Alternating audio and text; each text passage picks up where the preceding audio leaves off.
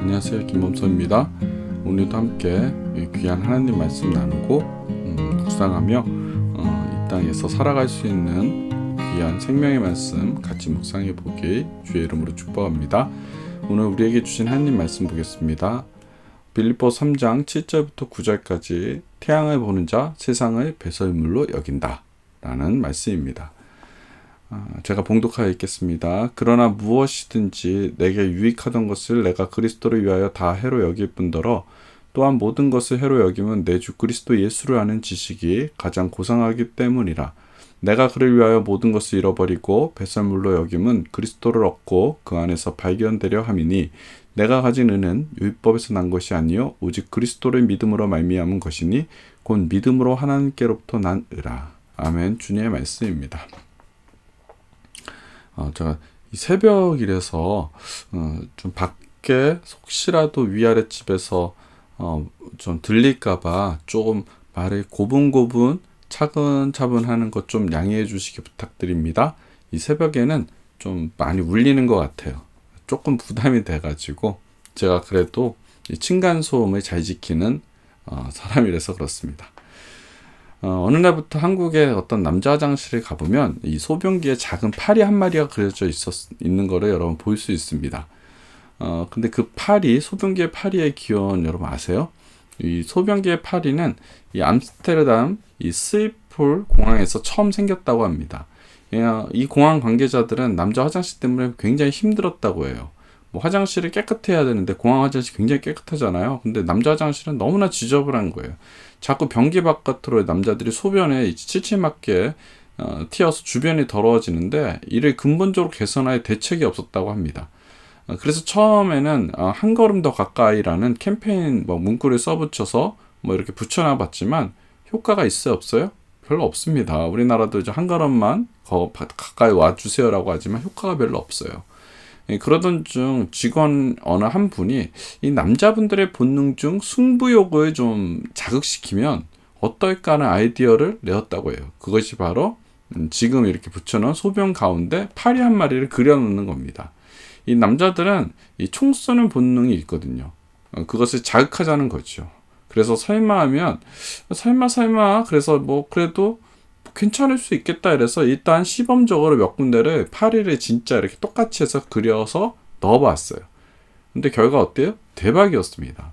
이 남자들은 모두 그 파리를 자기의 오줌을 통해 맞추려고 제대로 조준하면서 소변을 이제 집중적으로 파리한테 쏘는 거예요.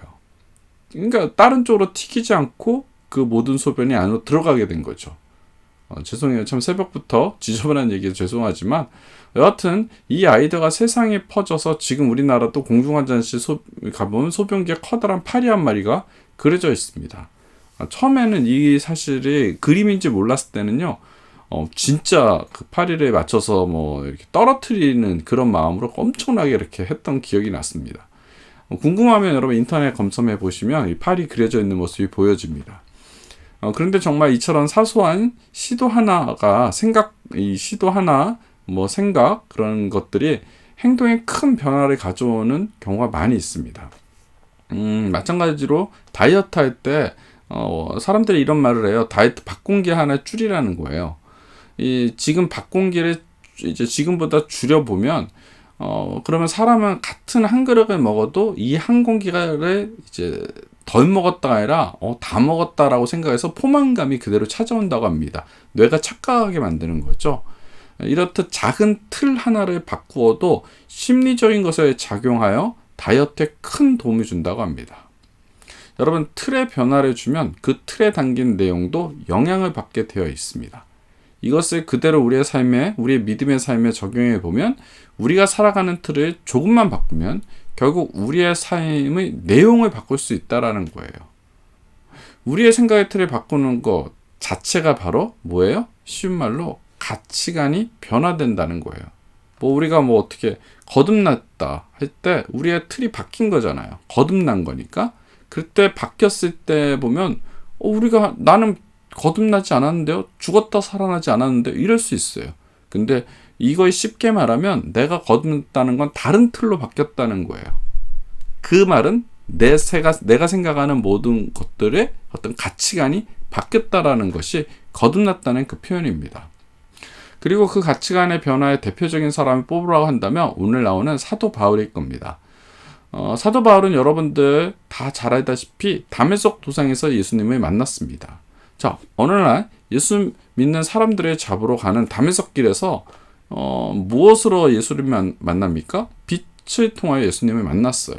너무 놀라서 그 빛이 너무 강하니까 말에서 떨어진 바울을 묻습니다. 당신은 누구십니까? 이랬을 때 그때 예수님이 나는 네가 빗박아는 예수니라 하면서 바울에게 복음을 먹이는 거예요. 여러분, 저는 이 장면을 가끔 상상해 봤어요. 그냥 예수님이 바울에게 복음을 먹일 때 어떻게 먹였을까? 바울은 예수 믿는 사람을 잡아 죽이러 가는 중이었고요. 예수 믿는 사람은 완전히 저주했어요. 그는 가말리아파의 수제자고요. 그다음 로마 시민권자고요. 완전한 유대인입니다. 놔두면 그 바리새인과 서기관이 될 정도의 충분한 학자입니다. 그런 이 바울에게 예수님은 그냥 복음을 먹어라 이러면 할렐루야, 아유 감사합니다. 바울이 그랬을까? 아니라는 거죠. 바울에게 복음을 먹일 때 강제로 먹였을 것 같아요. 안 먹겠다고 막 악을 쓰고 발악을 하는데 먹으면 죽는다고 발악하는 바울을 잡아다가 입을 찢어 벌리고 강제로 복음을 그냥 막 밀어 넣는 거예요. 복음을 받아 먹어라. 막 쳐 넣는 거예요.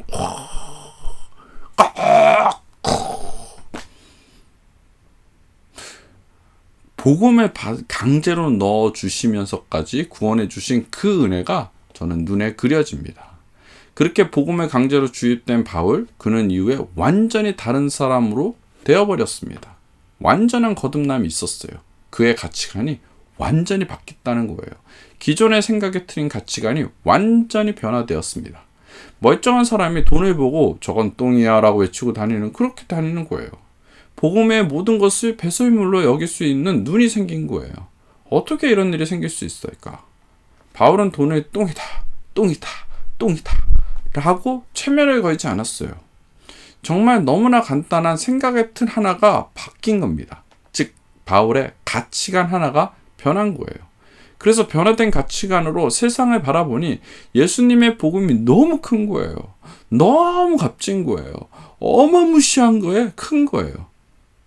자기에게 그 값진 것을 예수님이 먹여주신 것을 바울은 깨달은 거예요. 그런 마음으로 자신이 받은 복음과 돈과 명예와 권력을 비교해 보니까 그런 예전에 귀하게 여겼던 그 모든 것들이 너무 하찮아 보여지는 겁니다. 여러분, 플라톤의 동굴의 비유 알 겁니다. 이제 우리 고등학교 때 배웠으니까 평생 동굴에 갇혀 있는 사람들이 있었어요. 그들은 작은 빛으로 투영된 세상의 그림자만 보고 살았던 사람입니다. 그림자는 여러분 허상입니다. 근데 그들의 동굴에서 보는 그림자가 진짜인 줄 알고 살았다는 거예요. 밖에서 말이 툭툭툭 지나가면 말의 그림자가 보이면 저게 말인가 보다. 그림자 보고 말이라 생각했고, 지나가면 파리가 휙 지나가면 빛을 통하여 파리가 크게 보이잖아. 저 파리는 저만한가 보다라고 왜곡되고 허상을 보면서 그렇게 인간이 살아갔습니다. 그런데 그 중에 한 명이 우연히 동굴 밖으로 나가서 뭘 봐요? 태양을 보게 됩니다. 그 태양 속에 그림자가 아닌 실체의 스장을 한 사람은 보게 된 거예요. 그것을 보고 모든 것을 알게 된 그 사람은 다시 동굴에 돌아와서 동료들에게 자기가 본 세상을 이야기합니다. 그런데 동굴의 사람들은 그 말을 믿어야 합니다. 안 믿어요. 그들은 그림자인 허상을 보고 그것을 허상을 그냥 믿지 진짜를 믿으려 하지 않았습니다. 동굴의 사람들에게 밖으로 나가서 확인해 보자고 해도 그들은 죽으면 죽었지 끝까지 허상을 믿고 진리를 믿지 않았습니다. 지금 바울은 동굴 밖 진짜 태양을 본 거예요. 그리고 돌아와 너희들이 보는 저 그림자 그것이 허상이라고 이야기합니다. 그는 진짜를 본 것이고 저들은 허상을 진짜로 믿는 것이에요. 이런 바울에게 허상인 돈과 기타 다른 것이 다 배설물로 보였던 것은 어쩌면 너무나 당연한 일일 겁니다. 그는 태양을 봤기 때문에 작은 성냥개비 이런 빛은 보여지지도 않은 거죠. 바울은 진짜 태양, 거대한 태양을 본 겁니다. 사랑받는 새하나 백성 여러분, 우리가 물질과 명예와 권력 그런 것들이 더 크고 더 비싸게 보이는 이유가 뭘까? 그 이유는 우리 안에 존재한 복음이 태양처럼 커 보이지 않고 작게 보여서 그렇습니다. 정말 우리 안에 복음의 가치를 여러분 지대로 알면 정말 그 어떤 유혹에도 타협되지 않을 것 같습니다. 인생을 살다 보면 영적으로 좁은 길과 넓은 길 선택의 순간이 올 때가 있어요. 그럴 때 대개 사람들은 거의 대부분 제가 아는 많은 분들은 넓은 길을 선택했습니다. 그 이유는 뭘까? 복음보다 세상이 더 커 보여서 그렇습니다. 복음이 더 크다 정도가 아니라 태양처럼 큰 것이라 깨달으면 절대 그들은 넓은 길로 가지 않고 하나님의 길, 좁은 길로 걸어가는 것, 그 사람들이 그랬을 것 같아요. 여러분, 좁은 길, 하나님의 길, 그 길을 가는 게 진짜 제자입니다. 결국 제자들은 가치관의 변화, 그것의 틀의 변화인데 그 틀이 변화된 사람들이 제자가 되는 겁니다. 전혀 변하지 않고 가치관도 안 바뀌고 태양도 보지 않은 사람들이 나는 이제 제자가 될 거야. 사기예요. 그렇게 될 수가 없어요. 그런 의미에서 우리가 모두 생각의 틀을 바꾸는 것이 여러분 필요합니다. 다시 말해서 하나님 나라를 더 크게 보는 가치관으로 바꾸기 위해 우리도 늘 신앙생활을 통하여 영적인 성벽을 쌓아야 한다는 겁니다. 오늘 그 영적 성벽, 그 틀을 만들어가는 저와 여러분들 되게 주의 이름으로 축원합니다. 제가 내일까지는 새 하나 찍고요. 그 다음에 이제 저희는 여름 수련회를 갑니다. 하나님께 하나님 비를 막아주시 엄청 기도하고 여러 가지 기도하고 있어요. 우리 안에 굉장히 중요한 수련인데 혹시 새하나 백성들 생각나시면 우리 7, 8, 9일 수련회를 위해서 잘 갔다 오고 정말 영적으로 깨어지고 정말 가치관의 변화가 일어나는 그런 역사가 일어나게 해달라고 잠시 동안이라도 우리 더 좋은 세상 교회 수련회를 위해 기도해 주시기 부탁드립니다. 여러분 사랑합니다. 우리 함께 기도하겠습니다. 하나님 아버지, 내 생각, 내 경험, 내가 가지고 있는 모든 네트워크 물질 다 내려놓고 태양이신 예수 그리스도 안에 그 모든 것이 배설물로 보일 수 있는 그러한 믿음의 터 좀 만들어 주시옵소서. 주님 감사드리며 우리 주 예수 그리스도 이름으로 기도하였사옵나이다. 아멘.